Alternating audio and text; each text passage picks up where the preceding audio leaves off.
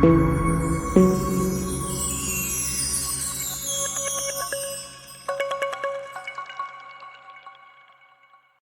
എല്ലാ പ്രിയപ്പെട്ട കൂട്ടുകാർക്കും നമസ്കാരം. ഇന്നത്തെ എൻ്റെ വീഡിയോ കുട്ടികളുടെ സ്കൂളൊക്കെ പൂട്ടിയതുകൊണ്ട് ഞങ്ങൾ കുളു മണാലി അമൃത്സർ ടൂർ പോകാനായിട്ട് തീരുമാനിച്ചു. അപ്പോൾ ആ യാത്രയുടെ കുറച്ച് കാര്യങ്ങളാണ് നമ്മൾ ഈ വീഡിയോയിൽ ഉൾപ്പെടുത്തിയിട്ടുള്ളത്. ഞങ്ങൾ ആദ്യം ഡൽഹിക്കാണ് പോയത്. ഞങ്ങൾ തൃശ്ശൂർ റെയിൽവേ സ്റ്റേഷനിൽ നിന്നാണ് ഞങ്ങൾ യാത്ര ആരംഭിക്കുന്നത്. അപ്പോൾ ട്രെയിനിലായിരുന്നു യാത്ര. തൃശ്ശൂർ റെയിൽവേ സ്റ്റേഷനിലാണ് ഇപ്പോൾ ഞങ്ങൾ നിൽക്കുന്നത്. നമ്മുടെ നാട്ടിൽ ഇപ്പോഴത്തെ കാലാവസ്ഥ നല്ല ചൂടുള്ളൊരു കാലാവസ്ഥയാണല്ലോ. അപ്പോൾ നമ്മൾ കുളു മണാലി ട്രിപ്പ് പ്ലാൻ ചെയ്യാൻ തന്നെ കാരണം അതുകൊണ്ടാണ്. അവിടെ നല്ല തണുപ്പുള്ളൊരു കാലാവസ്ഥയാണ്. അപ്പോൾ നമുക്ക് ഈ ചൂടിൽ നിന്ന് കുറച്ച് ദിവസത്തേക്ക് ഒരു രക്ഷപ്പെടാനുള്ള ഒരു മാർഗ്ഗം കൂടിയാണത്. ഞങ്ങളുടെ ട്രെയിൻ 2:37 അപ്പോൾ ഞങ്ങൾ ഒരു അരമണിക്കൂർ മുൻപ് തന്നെ സ്റ്റേഷനിൽ എത്തിച്ചേർന്നു. പക്ഷേ ട്രെയിൻ ഒരു 10 മിനിറ്റ് കൂടി കഴിഞ്ഞിട്ടാണ് ട്രെയിൻ വന്നത്. അതുകൊണ്ട് തന്നെ കുറച്ച് നേരം സ്റ്റേഷനിൽ ഇരിക്കേണ്ടി വന്നു. മംഗളദ്വീപ് എക്സ്പ്രസ്സിലായിരുന്നു ഞങ്ങളുടെ യാത്ര. അത് എറണാകുളത്ത് നിന്നും നിസാമുദ്ദീൻ വരെയാണ് പോകുന്നത്. അപ്പോൾ ഞങ്ങൾക്ക് ഇറങ്ങേണ്ടത് ലാസ്റ്റ് സ്റ്റോപ്പിൽ തന്നെയാണ്. നിസാമുദ്ദീനിലാണ് ഞങ്ങൾ ഇറങ്ങുന്നത്. ഡൽഹിയിലെ ലാസ്റ്റ് സ്റ്റോപ്പാണത്. ഞങ്ങൾ ഇത്തവണ യാത്ര പോയത് തൃശ്ശൂരുള്ള സാരഥി ട്രാവൽസിൻ്റെ കൂടെയായിരുന്നു. അപ്പോൾ തൃശ്ശൂരിൽ നിന്ന് ഞങ്ങൾ മാത്രമാണ് തൃശ്ശൂരിൽ നിന്ന് കയറിയത്. പിന്നീട് അതിന് ശേഷം ഗൈഡ് കോഴിക്കോട് നിന്ന് കയറി. ബാക്കിയുള്ള ആളുകളൊക്കെ വടകര, കാസർഗോഡ് അങ്ങനെയുള്ള പല സ്ഥലങ്ങളിൽ നിന്നുള്ള ആളുകളായിരുന്നു പിന്നീട് ഉണ്ടായിരുന്നത്. അങ്ങനെ ഒരു ദീർഘദൂര യാത്രയ്ക്ക് ശേഷം ഞങ്ങൾ ഡൽഹിയിലെ നിസാമുദ്ദീൻ റെയിൽവേ സ്റ്റേഷനിൽ എത്തിച്ചേർന്നിരിക്കുകയാണ്. ഞങ്ങളുടെ ഗ്രൂപ്പിൽ ഇത്തവണ 38 പേരാണ് ഉണ്ടായിരുന്നത്. അങ്ങനെ ഞങ്ങൾ ട്രെയിനിൽ ഇറങ്ങിയപ്പോഴാണ് ബാക്കിയുള്ളവരൊക്കെ പരിചയപ്പെടുന്നത്. ബാക്കി എല്ലാവരും വേറെ വേറെ കമ്പാർട്ട്മെൻറ്റുകളിലൊക്കെ ആയിരുന്നു. അപ്പോൾ ഞങ്ങൾ പുറത്തിറങ്ങിയതിന് ശേഷമാണ് അവരൊക്കെ കണ്ടത്.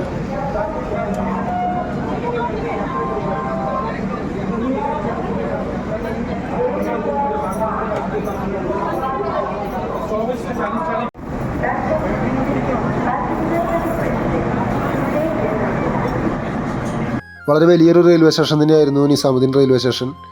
അങ്ങനെ ഞങ്ങൾ സ്റ്റേഷനിൽ നിന്ന് പുറത്തിറങ്ങിയപ്പോൾ ബസ്സിൽ കയറി.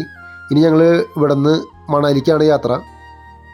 ഡൽഹിയിൽ വന്നപ്പോൾ നല്ല ട്രാഫിക്കായിരുന്നു കേട്ടോ. അത്യാവശ്യം നല്ല ട്രാഫിക് ഉണ്ടായിരുന്നു. അപ്പോൾ അതുകൊണ്ട് തന്നെ വണ്ടി വളരെ സ്ലോയിലാണ് പോയിക്കൊണ്ടിരിക്കുന്നത്.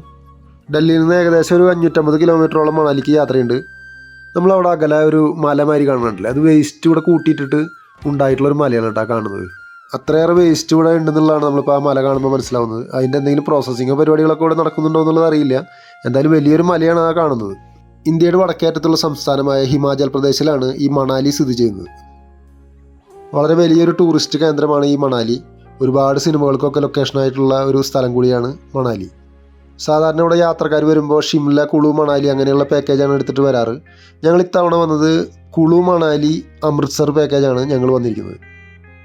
ഹിമാചൽ പ്രദേശിൻ്റെ തലസ്ഥാനമായിട്ടുള്ള ഷിംലയിൽ നിന്ന് ഏകദേശം 250 കിലോമീറ്റർ ദൂരത്തിലാണ് മണാലി സ്ഥിതി ചെയ്യുന്നത്.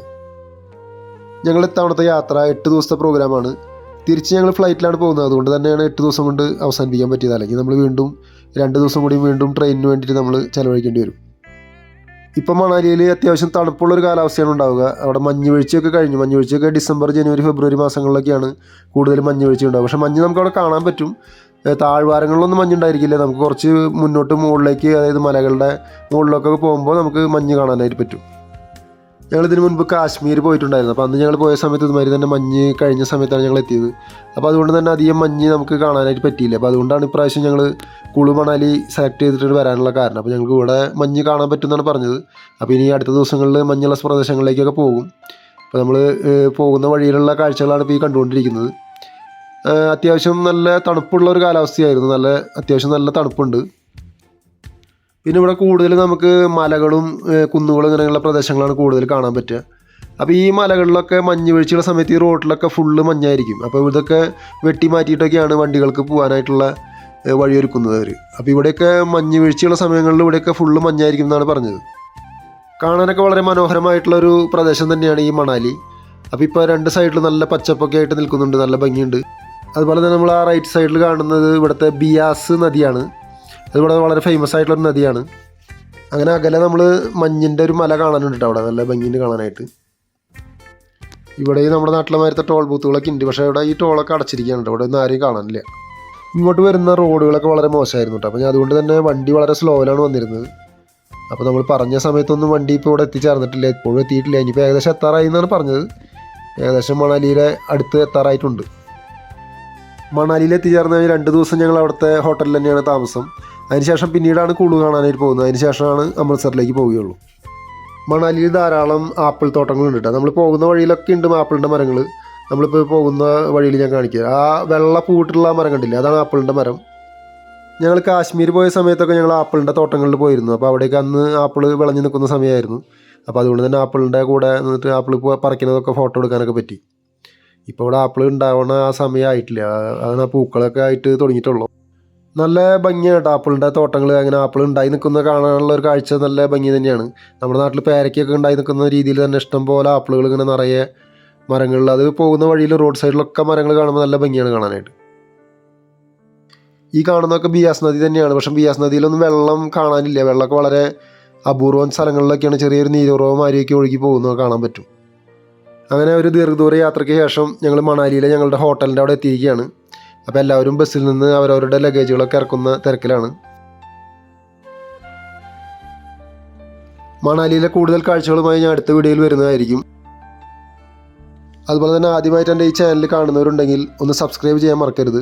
നിങ്ങളുടെയൊക്കെ സപ്പോർട്ടാണ് ഇനിയും നല്ല വീഡിയോകൾ ചെയ്യാനും മുന്നോട്ട് പോകാനൊക്കെ പറ്റുകയുള്ളൂ. അതുപോലെ തന്നെ ലൈക്കും കമൻസും ഒക്കെ ഇട്ടിട്ട് നിങ്ങൾ എന്നെ സപ്പോർട്ട് ചെയ്യുമെന്ന് ഞാൻ പ്രതീക്ഷിക്കുന്നു. ഈ ചെറിയ വീഡിയോ എല്ലാവർക്കും ഇഷ്ടപ്പെട്ട് കാണുമെന്ന് ഞാൻ വിശ്വസിക്കുന്നു. ഇന്നിപ്പോൾ ഇവിടെ ഹോട്ടലിൽ സ്റ്റേ ചെയ്തിട്ട് എല്ലാവരും റെസ്റ്റൊക്കെ എടുത്തിട്ട് നാളെ രാവിലെ തൊട്ടാണ് മണാലിയിലെ കാഴ്ചകളിലേക്ക് പോവുകയുള്ളൂ. അപ്പോൾ നാളെ മുതൽ നമുക്ക് നല്ല വീഡിയോകളുമായിട്ട് എടുത്തതിന് ശേഷം ഞാൻ വരുന്നതായിരിക്കും. അപ്പോൾ എല്ലാവർക്കും ഒരിക്കൽ കൂടി നന്ദി പറഞ്ഞുകൊണ്ട് ഈ വീഡിയോ ഇവിടെ അവസാനിപ്പിക്കുകയാണ്. എല്ലാവർക്കും ഒരിക്കൽ കൂടി നന്ദി, നമസ്കാരം.